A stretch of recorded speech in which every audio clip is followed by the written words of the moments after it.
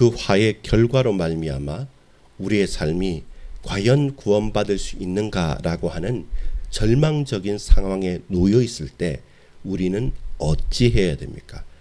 그 모든 화와 문제를 버려두고 오로지 눈을 닫고 귀를 막고 입술을 막고 오로지 하나님만 바라겠다라고 그냥 쉽게 결론만 말하면 가능한 것입니까? 그렇지 않습니다. 화는 있습니다. 또 그것이 엄중합니다. 그러나 그 일에 결국은 무엇인가를 알고 그 과정을 몸소 받아 나갈 수 있는 지혜 또한 은혜 또한 우리에게 필요합니다. 아버지 하나님 감사합니다. 이 하루를 살아가는 가운데 하나님 우리에게 있는 죄악이 무엇입니까?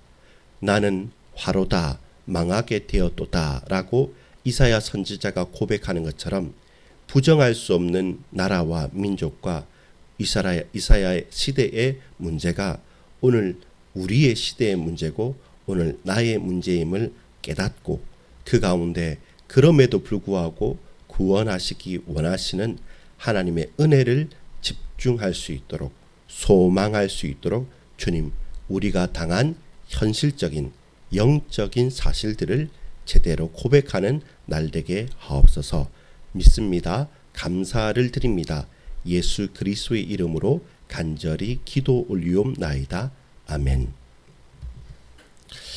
여러분 오늘은 화가 있다라고 하는 유다의 죄악들에 대해서 그 네 가지의 죄악들을 바라보고 또한 그 심판의 결국은 무엇인가를 우리가 살펴볼 차례입니다.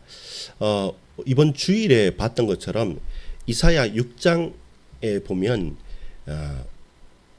이사야가 등극하는 왕이 아니라 선지자로서의 소명을 받는 장면이 나옵니다. 근데 그것이 참 놀랍게도 어느 때냐면 그 이스라엘의 유명한 우시야 왕이 죽던 해까지입니다. 죽던 해에 갑자기 저 멀리서 이사야가 나타난 것이 아니라 내일 함께 말씀을 나누겠지만 이사야는 서기관의 형태로 그 나라의 국정에 참여하는 자였습니다. 그리고 그 형편을 누구보다 잘 알고 있습니다. 겉으로 보이는 것은 화려하고 또 겉으로 보이는 것은 나라가 부강했습니다. 성들도 많이 쌓았고 군사적인 역할들도 잘 하고 있고 조금 호불호가 갈릴 수는 있지만 외교 정책을 통해서 저 위에서 내려오는 아시리아를 막고 있기까지도 합니다. 그러면서 백성들도 긴 기간 다스림을 받고 있는 우시야 왕에게 있어서도 그렇게 불만이 있기보다는 좋은 왕이란 인식을 가지고 있습니다. 다만 깨름직한 것은 우시야 왕의 말년에 나병에 걸려서 하나님의 심판으로 말미암아 별궁에서 통치할 뿐이지 그 아들 요담 왕이 잘할까 아니면 어떻게 할까 반신반의하는 가운데 하나님께서 우시야 왕이 죽는 때에 이사야를 부른 거죠. 그러면서 이사야의 고백이 뭐였냐면 화로다 나여 망하게 되었도다 라고 고백합니다. 그 고백의 근거가 어제와 오늘의 말씀인데요. 첫 번째는 뭐였습니까? 지도자들이 자신의 집과 자신의 땅을 욕망 가운데 자신의 이웃들과 자기 민족들의 가난한 자들의 것들을 빼앗아 버리는 탐욕과 그리고 다스리고 섬겨야 될 그들이 독주를 마시고 얼마 나지 않는 포도주 소산을 짜서 아침부터 밤까지 술 마시고 방탕하는 그런 타락과 술 취함에 대해서 바로 심판의 이유를 말씀합니다. 그것이 가장 크다라고 말합니다. 그러면서 화가 있다고 말했는데 그러면 지도자들만 그렇고 백성들은 괜찮느냐라고 하면 오늘 본문은 그렇게 말하지 않습니다. 오늘 본문 18절부터 23절까지 보면 화 있을진저 화 있을진저 화 있을진저라고 하면서 그들의 죄악들을 계속 말하고 있습니다. 무엇입니까? 거짓으로 끈을 삼는다. 명시적으로 어떤 일인지는 모르겠지만 그런데 뭐겠습니까? 앞서가는 것이죠.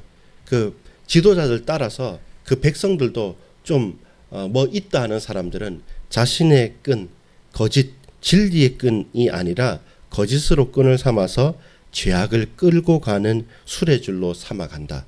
이렇게 그들은 하나님보다 앞서가는 교만이 있었고, 또 19절, 20절에 보면 악을 선하다, 선을 악하다, 흑암을 광명인 것처럼, 쓴 것을 단 것처럼, 이것은 뭡니까? 거짓된 것이죠. 잘못된 것이죠. 틀린 말입니다. 근데 틀린 것을 참인 것처럼 왜곡시켜 가는 것입니다. 이것이 왕왕하면 사회는 어떻게 됩니까? 사회는 무너지는 것입니다. 진리를 서지 않고 지도자들이 역할을 감당하지 않고, 그리고 교만하고 왜곡하고, 그 뒤에 계속 보면 스스로 지혜롭다 하여 스스로 명철하다 하는 자들은 화 있을진저. 이게 교만과 맞닿아 있죠. 그러면서 자기 자랑에 나 있죠. 자신은 자랑하고 다른 것들은 부정하게 되죠. 또 포도주를 마시기에 용감하여 독주를 잘 빚는 자들은 화 있을진저. 이들이 뭐 했습니까? 포도원을 망치는 것이죠. 포도원을 망치는 것이죠. 결국 무엇입니까? 돌포도나무의 열매를 맺었다는 것입니다. 첫 번째입니다. 돌포도나무의 열매가 주렁주렁 맺었다는 겁니다. 하나님께서는 좋은 땅에 망대를 세우고 그 울타리를 세우며 저 다른 나쁜 것들이 들어가지 못하도록 그 포도원을 사랑하사 그 포도원을 가꾸고 다스리고 지으시며 먹이시고 입히시며 온 마음과 정성을 쏟아부었는데 참 포도나무 열매를 맺기를 원했던 이 이스라엘이, 그리고 유다가 정작 낸 것은 유다 그 나무, 포도나무에 돌포도가 맺어졌다는 겁니다. 타락합니다. 욕심과 욕망이 충만합니다. 술 취합니다. 교만합니다. 왜곡하고 거짓을 제 것처럼 말하고 부정하면서, 그리고 스스로 그 포도원을 허물어 버리는 돌포도를 맺었다는 것입니다. 오늘 저와 여러분은 어떤 열매를 맺으십니까? 좋은 열매를 맺어서 하나님께서 좋다, 선하다, 착하고 충성된 종이야 이렇게 말씀합니까? 아니면 그 좋은 것을 가지고 더 비교할 수 없는 가장 악하고 가장, 돌포도는 뭡니까? 냄새나고 신 것, 먹을 수조차 없고 다른 것에 쓸 수도 없고 버려두면 더욱더 부패하여서 토하해 버릴 것 같은 그런 돌포도를 맺었다는 것입니다. 여러분, 우리는 어떤 열매입니까? 우리가 여기에서 고백해야 될 것이 있습니다. 예수 그리스도는 참 포도나무이십니다. 예수 그리스도는 참 생명의 열매를 맺으셨습니다. 그리스도께서 십자가에 죽으시고 부활하심으로 이 열매가 진정으로 유일한 열매다, 완전한 열매다, 참 포도나무의 열매라라는 사실들을 증언하십니다. 보세요. 열매가 진짜라고 한다면 그 나무는 뭡니까? 진짜가 되는 겁니다. 비슷해 보여도 열매가 가짜다, 잘못됐다 그러면 그 나무는 찍혀서, 뽑혀서 찍혀서 불에 태워질 수밖에 없는 겁니다. 백성들은, 이스라엘 나라는 예수님을 십자가에 못 박고 무너뜨렸지만 주님께서는 부활의 첫 소망의 열매를 그 몸소 맺으심으로 말미암아 그 백성과 이스라엘 모든 자들을 살리는 예수 그리스도의 부활로, 십자가로 말미암아 참 열매를 맺으심으로 말미암아 그 모든 자들을 참 포도나무로, 주님과 함께 있다면, 주와 함께 죽고 주와 함께 살아났다면 그 열매는, 그 인생은, 그 나무는, 그 배경은 바뀌어지는 것입니다. 그렇다면 저와 여러분이 계속적인 돌포도 나무를 맺어간다면 우리의 뿌리는, 다시 생각해야 됩니다. 우리의 뿌리와 우리의 줄기는 뽑혀지고 심판에서 불태워지는 것이죠.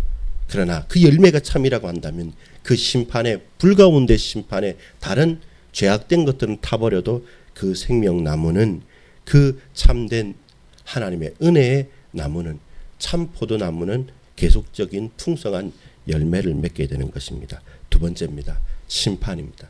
이 열매를 가지고 심판을 다시 봐야 된다고 했죠. 어떤 심판입니까? 24절부터 5절까지 쭉 가면, 특별히 24절에 이로 말미암아 불꽃이 구루터기를 삼킴 같이 마른 풀이 불 속에 떨어진 같이 그들의 뿌리가 썩겠고 꽃이 티끌처럼 날리리니 그들이 만군의 여호와의 율법을 버리며, 첫 번째입니다. 율법을 버렸다는 겁니다. 두 번째입니다.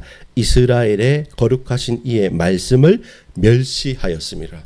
하나님, 우리는 최선을 다해서 예배했는데요, 헌금도 드렸는데요, 월삭을 드렸는데요, 절기를 지켰는데요 라고 말하지만, 아니, 너희는 율법을 버렸다. 그 껍데기와 형식은 있지만 정작 율법의 중심과 내용은 버려버렸다. 그리고 내가 말하는 내 음성을 너희는 듣지 않는다. 이사야 1장에도 나오지 않습니까?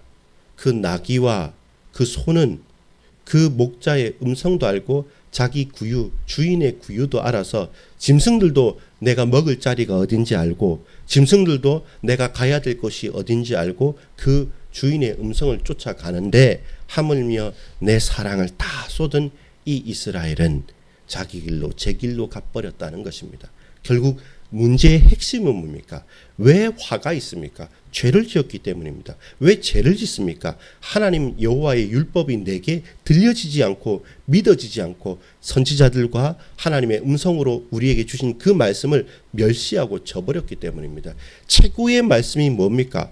이사야 선지자의 말씀도 있고 엘리야 선지자의 말씀도 있고 모세의 말도 있습니다. 다 하나님의 말씀이죠. 그러나 말씀이 육신이 되어 우리 가운데 직접 드러나신 독생하신 하나님, 그 성육신 하나님의 말씀이 우리 눈으로 보고 우리가 듣고 우리 손으로 팔로 다리로 만질 수 있는 그리스도 예수의 말씀이 육신된 성육신, 그 말씀이 눈으로 보지 못하고 귀로 듣지만 거부해버린 이스라엘의 문제입니다. 여러분, 최고의 죄가 뭡니까?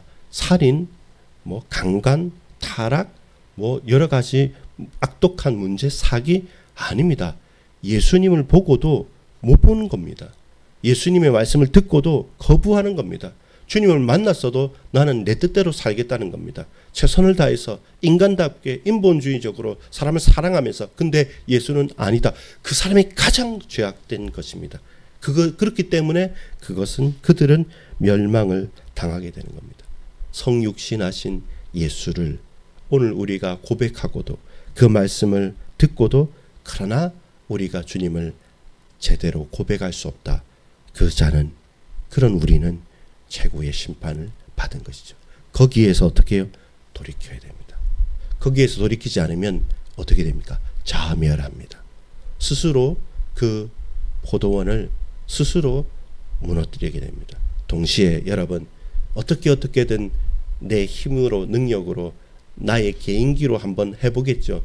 근데 여러분, 안 되는 게 뭐냐면 오늘 26절부터 그 후반절까지 보면 절대적으로 소망이 없음을 말하는데, 그게 뭡니까?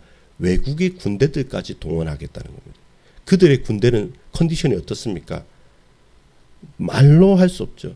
졸지도 않고 자지도 않고 더 힘이 나서 어떤 것으로도 막을 수 없는 외국 군대가 들이닥쳐서 그 이스라엘을 유린하겠다는 것이죠. 완전한 절망. 무엇 때문입니까? 화가 임해서. 무엇 때문입니까? 죄악 때문에. 왜 그렇습니까? 여호와의 율법을 버렸고 하나님의 음성을 부정하고, 결국 무엇입니까? 오늘 우리가 고백할 수 있는 것은 예수 그리스도의 말씀을, 그 예수 그리스도의 생명을, 나는 예수 믿는다 하지만 껍데기이지 참이지 않은 저와 여러분, 우리는 그 가운데 화가 있는 자입니다. 그 가운데 죄악이 있는 자입니다. 그러면 스스로만의 문제가 아니라 대적 흑암의 권세 마귀가 유린하는 거죠. 저거 봐라. 예수 말하지만 껍데기구나. 교회는 다니지만 속에 든 복음은 없구나. 그러면 더 악한 귀신 7을 데리고 들어가서 흔드는 것처럼 저 내부적인 부분 아니라 외부적인 문제까지 우리를 흔들어가는 겁니다. 여러분, 돌이키십시오. 그 말씀을 들으십시오. 그 율법의 말씀에 내 생을 맞추십시오. 적당한 타협과 세상의 말들 속에 세상의 수많은 그 좋은 말들이 우리에게는 소음이다, 잡음이다, 그것은 아니다 라고 말하며 주 예수 그리스도의 말씀만 붙들고 달려나가십시오. 그것이 오직 그것만이 우리가 살 길입니다. 다른 타협은 없습니다. 여러분 우십시오. 나의 죄악과 화 있는 것 때문에 여러분 엎드리십시오.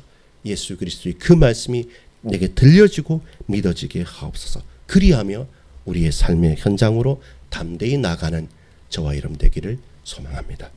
아버지 하나님, 죄악이 가득하였고 그 결과로 화가 임했습니다. 그 심판은 미룰 수도 없고 그 심판은 정당합니다. 망해야지, 다 불태워져야지, 다 무너져야지 새로 시작할 수 있습니다.